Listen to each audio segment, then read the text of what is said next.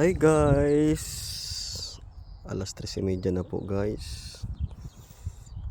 Hindi ko pa po natatapos ang aking pagkakabit ng polystyrene guys.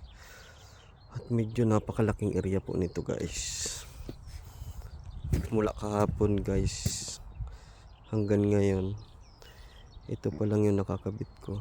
Pero malaki na po yung nagawa ko guys. Ayan o. Ang laking area kasi nito guys. Ayan o. Mula doon papunta doon, pail. Ayan o, papunta doon o. Ayun. Yung ginawa ko kahapon na andun o. Yun po. Yun. Yung ginawa ko kahapon. Ito yung gawa ko ngayon to. 8 hours na guys. Hindi ko kayang tapusin. Ayan po. Yung bakante na yan o. Hindi pa. Malaki pa yan.